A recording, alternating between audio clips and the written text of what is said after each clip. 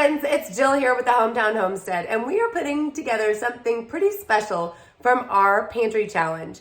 If you've been following along, we're on week 4 of our pantry challenge, and we're gonna put together a Super Bowl menu for that weekend party coming up out of things that we have around the house. So what's on the menu? Cupcakes, a charcuterie board, some chicken wings, and a Mexican layer dip to serve with chips. So if that's of interest to you and you want to see what substitutions we have to make based on our ingredients, hang out because this one's going to be fun. And not only will it be useful for a Super Bowl, but it's also going to be useful for any kind of party or gathering that you have coming up. So let's get started. I'm going to bring you down low where you can focus on the ingredients, and I'll tell you a little bit about what we have going on in the meantime. Firstly, I'm going to start off with a teaspoon of salt and 2 cups of sugar. I'm using an organic sugar, but any sugar that you have will be fine. 2 teaspoons of vanilla, 1 cup of raw milk, 2 eggs, and next is supposed to be 3/4 cup of cocoa powder. We only had about a half of what we needed, so I added some chocolate chips out of the pantry to go ahead and bring this up to 3/4 cup of chocolate in some form. So I'm gonna toss these in. I do have more cocoa powder incoming in my Azure standard order next week, so this won't be a problem for long. And now we're gonna give it a good mix. What do you think, Jen? Does it look yummy?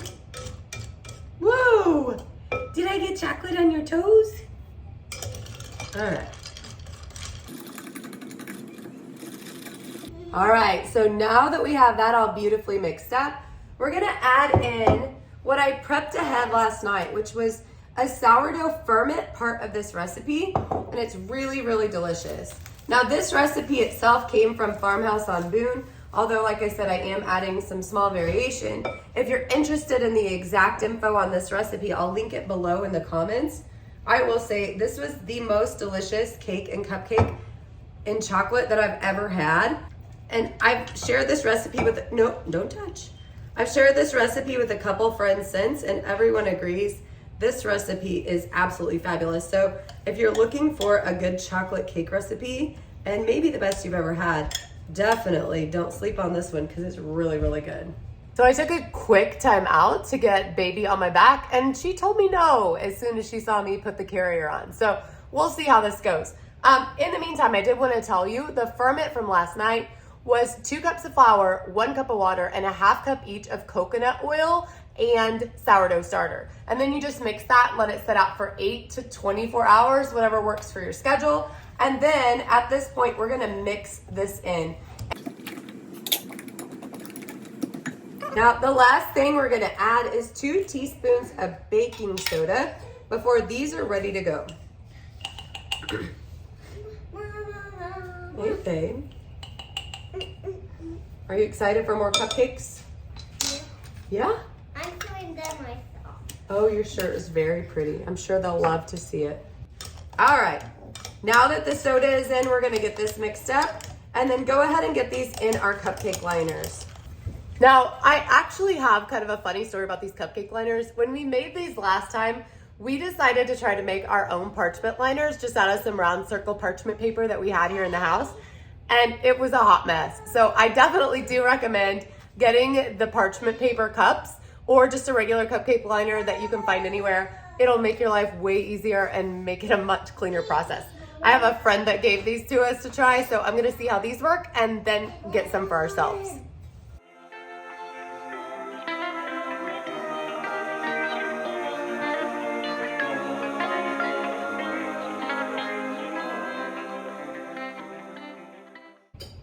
Okay, so now that we have the cupcakes mixed up and the extra thrown in a big pie plate, we're gonna put these in the oven at 350 for 15 to 20 minutes until their toothpick comes out clean. So the next thing we're gonna put together are the sourdough crackers for our charcuterie board.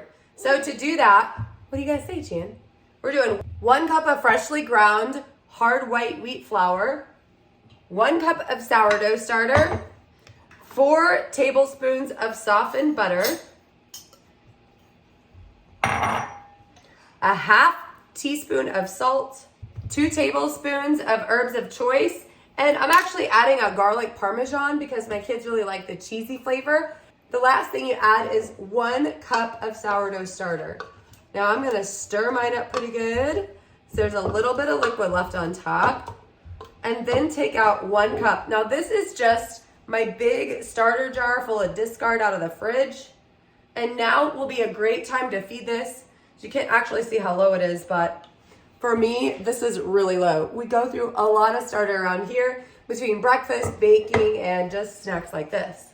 So now that I have all ingredients in the bowl, I'm just using a pastry blender to get it nice and mixed up and everything evenly incorporated. Then you want to make 2 separate dough balls, pat them flat onto some plastic wrap so you have 2 separate, really easily chilled pieces of dough to proceed on to your next steps. Okay, now I have my cracker dough all ready to go in the fridge. We're gonna let it set for about 30 minutes to get a little more solid before we roll it out and get it baked. So let me jump these in the fridge and we'll be right back. Okay, so in the meantime, while we were making our Super Bowl snacks, we decided to try out another fun little thing we've been wanting to do for quite a while, which was to make our own butter. Now, I am tired of waiting on it, and I actually decided to go ahead and turn what is our whipped cream here into a whipped cream icing for the cupcakes, which is gonna save me another step later. So right now at this point, I have beautiful soft peak whipped cream, and we're gonna go ahead and add 1 teaspoon of our organic vanilla and 1 cup of powdered sugar. Make this icing up and get it on our cupcakes so we can mark something else off of our Super Bowl list.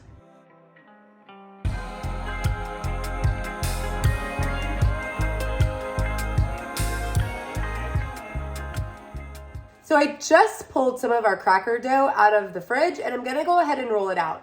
The goal here is 1/16 of an inch thick, and I'm gonna lay it on some parchment paper, and then we'll be able to transfer that straight over to the baking sheet. So let's see how it goes.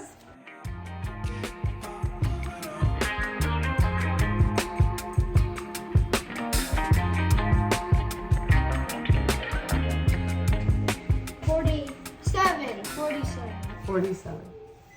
We are finishing up math at the same time. I brushed the crackers with some oil, sprinkled some salt, and now I'm gonna cut them up with my pizza cutter, prick them with a fork, and get them in the oven. So these should turn out really, really good.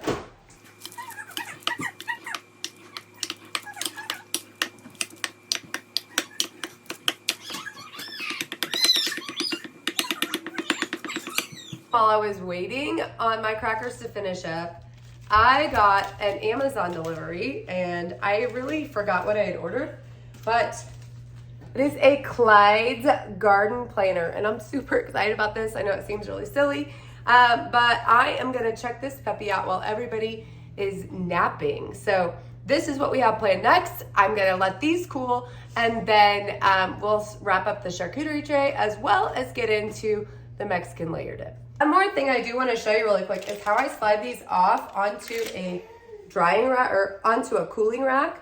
So I just pick up the edge of the paper and slide my rack right under, and usually most of them come right off like this, and it makes the job a little bit easier just to pick up those last few that are left behind. So now that our crackers are off and cooling, it's time for me to get a few of these girlies down for a nap.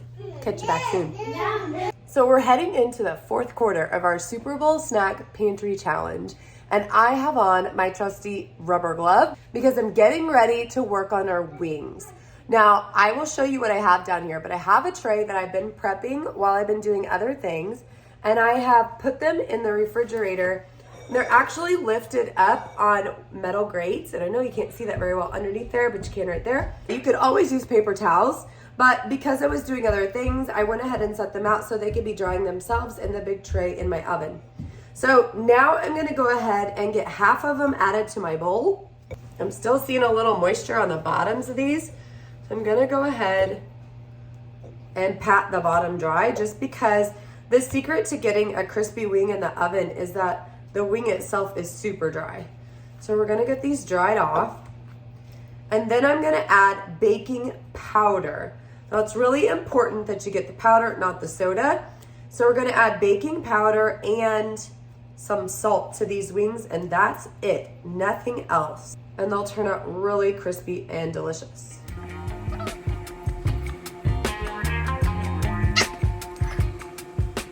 For the whole amount of chicken that I have, we need 5 teaspoons of baking powder. So I'm gonna go ahead and mix 1 tablespoon in with this, stir them up, get them all coated and flipped over, and then I'm gonna add the rest so I can make sure that the ones I am doing first are getting completely coated. All right, so that's done. Now I need 3/4 teaspoon of salt for my whole batch.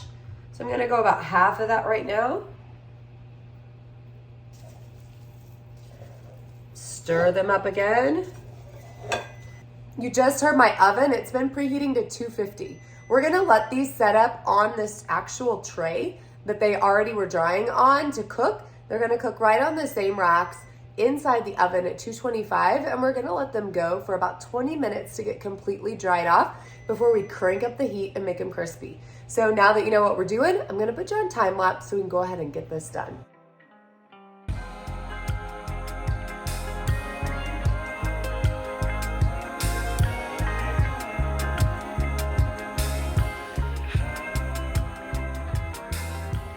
Couple things to know on the wings. I went ahead and rearranged these until all of them were pretty close because they're gonna shrink up a little bit while cooking, so it's okay if the pan looks crowded. There is gonna be plenty of room to get these all crisp.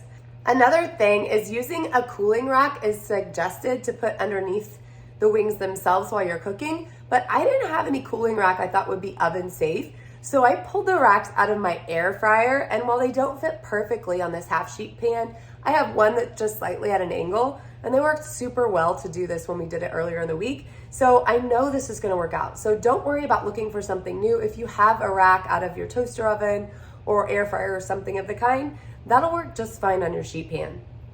Now for easy cleanup, if you do use foil, you could line that underneath. But last time I did it just like this, and I just soaked it for a little bit in the sink, and the pan came clean without issue. So that's up to you.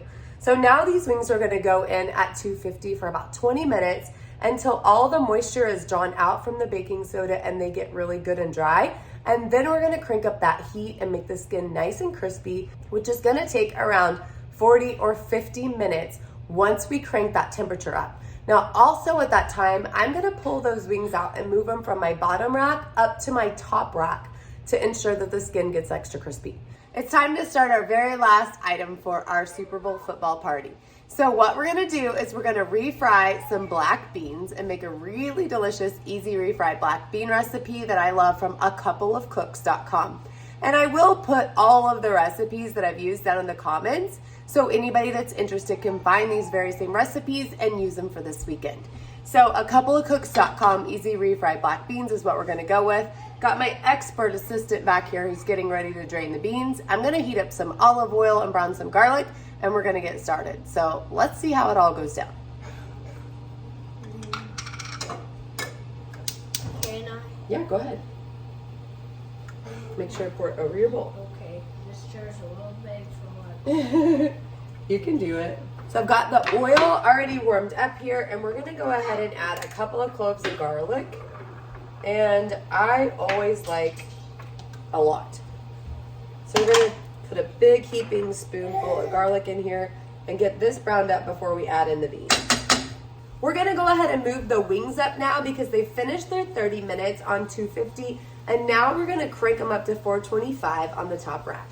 All right, our garlic is ready to go, so we're gonna go ahead and throw in our beans. Hey, I want to throw the other one. Yeah, can you get the other jar for me? That's okay. Go ahead and put them in. We'll just let the juice cook out. You can use that. All right, perfect. It's always good when this little lady wants to be held if her brother will come in and help us out in the kitchen. You like Bubby helping, Chan? Now we're gonna let these cook down, and then we're gonna simmer them for about 10 minutes before we start to mash them up. But before we do, I'm gonna have some help here to get some salt added. Crank them several times, babe. All right. And we'll check we'll check the salt flavoring at the end just to make sure it's what we want. Our beans have been simmering for a little bit. In the meantime, I cut up the cheese that's gonna go in our charcuterie board, as well as shredded up a bunch that's gonna go on top of this layer dip that we're making the beans for. So we've got a lot going on here, but I'm curious what your favorite Super Bowl snack is. And if you want to drop that in the comments below, I think that'd be interesting to see what everybody's used to having and loves around the house. We've got a little one in here with bringing her book in and all kinds of action going on. So the kitchen's pretty full, but it always gets this way around this time of night. The good news for my kiddos is they love wings and they love layer dip and all of the goodies that we've been cooking today. So they are looking forward to having their snacks a couple days early. So right now while I'm chatting, I'm just going ahead and smashing up these beans so they can start to get to that refried consistency that we're looking for. And then I'm gonna continue to let the liquid cook down. We reserved some of the liquid earlier from when we strained off the beans. And if we need to add some more back at any point, we have that to do so. So make sure that if you are making this recipe, that you do go ahead and keep some of that liquid just for that purpose. What are you doing, girl? This little lady right here really loves beans. She's gonna be excited for any leftovers that we have before we layer it all up on the dough. Do you like beans, Jenny? Yeah? Yes. Yes. Yes. Yes. All right. Beans. Yes. BB. Is that you? Do you see your picture?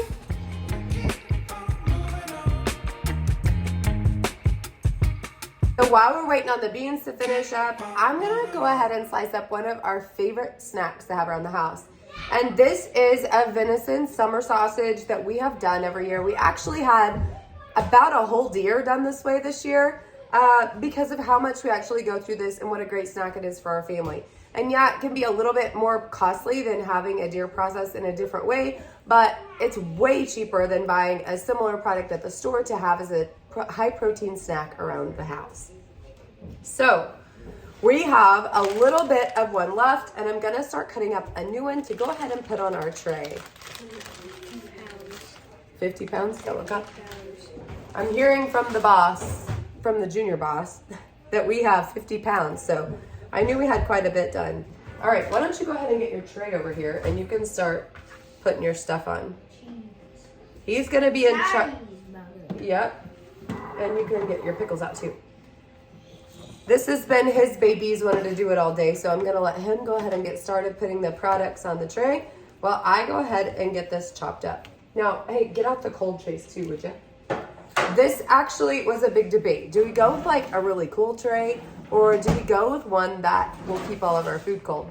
So we decided to go with the functional tray that has the cool inserts in it, so we can actually leave this out over the next day or two when the kiddos want a snack and actually get some more use out of it without worrying about the food temperatures because it's able to stay cold.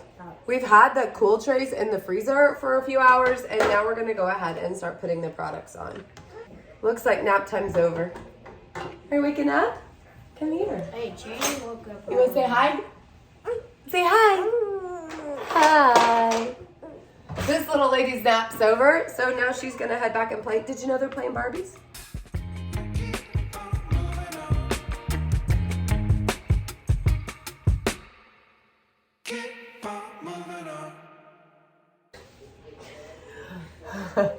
Well, that was entertaining. Okay, so we have our tray put together, and I did want to show you what I did to make sure that we can tell the difference between the two types of pickles. Because there are two types of pickles here, and there are also two types of people in our house. The people that are smart and like the bread and butter pickles, and then the people that are not us and like the dill pickles. And let's just say neither one of us want to get it confused. So I went ahead and labeled bread and butter and dill, and then where the cheese and summer sausage are on the lid with a wet erase marker. So this will just wipe off when we're done, and that really is going to help us. Okay. While the lid won't always be on, when we go to take it in and out of the fridge, we'll always know which corner the cheese was in. Obviously, we know which one the cheese is, and it didn't necessarily need labeled, but it helps us to know which way the tray is so it doesn't get turned in the wrong direction. So I'm going to bring you down close for a look at what we have in our beautiful tray. So I just pulled the wings out, and they are looking delicious. The skin is nice and crisp, and they're ready to go. So we'll get those sauced up here in just a bit. But before we do, we're gonna go ahead and put together our layer dip here to finish up the last of the jobs that we have to get done. So first thing I'm gonna do is just spread out some of these beans down in the bottom. There are so many different variations of layer dips and everybody does it their own way. So I like to add the beans to the bottom, then do a sour cream layer with taco seasoning before adding shredded cheese. And usually I add in green onions, but I'm out, and since we're not shopping right now, we're gonna skip that this time. I do have some black olives because my kids and my husband really love those that we'll be adding. But tell me what you put in your layer dip, because I'm really curious to see if there's something that I should be adding to this to make it a little bit better. But I do really love making sure that we put the salsa on the side instead of tomatoes on top, because it ensures that the whole thing doesn't get soggy. I personally like to add the taco seasoning to my beans usually, but my kiddos wanted to grab a few if there was any left, so I didn't add that during the mix. Now at this point, I'm gonna go ahead and add some taco seasoning to my sour cream to give it a little bit of extra flavor. And I'm doing about, I'd say, a teaspoon of my homemade taco seasoning to around one of the small cartons, so about 8 ounces of sour cream. Needs a little bit more. Just kind of adjust to flavorings. That's one of the nice things about making your own seasoning is you don't really have the packet size to go by. You can always use more or less without feeling like you're wasting. One of my favorite tools to spread this out has always been a rice spoon. So if you have a rice paddle, keep it in mind for your go-to tool to really smooth out anything that needs to be extra flat with the white surface cover. At this time of day, the kiddos are done with their school and it's been raining all day around here. My boys did go out and play a little bit earlier in the rain, but it is getting to be that cabin fever time of day, so it's getting a little bit wet. Next layer is going to be black olives. The last layer is going to be shredded cheese, and I usually go pretty liberal with this. I am super glad to get rid of this cheese because I actually could feel the starch that they put on to keep it from caking, and I never plan to buy that again. I did go ahead and grate up some extra of our own. So I have some nice big shreds down here to go on top. Sissy, tell me what you're most excited about.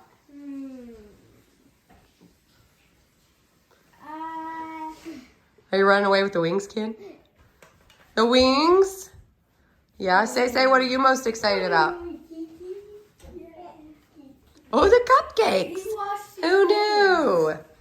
All right, Creedy, what are you the most excited about? The wings. The wings. They are good. All right, did anybody get the cowboy candy out? All the cowboy candies. The cowboy candy sauce. We got to get that out too. One last thing before we wrap up. I wanted to talk to you a little bit about our chicken wings. We decided not to go ahead and apply sauce to them and put them back in the oven to get them nice and tacky. We decided to leave them dry and crispy so everyone could put their own sauce on them and keep their fingers a little bit cleaner. So I wanted to make sure to tell you what our plan was with that before we had signed off. But I want to thank you guys for hanging out with us today. If you had fun, make sure to hit the like button and subscribe to our channel because we would love to see you back soon.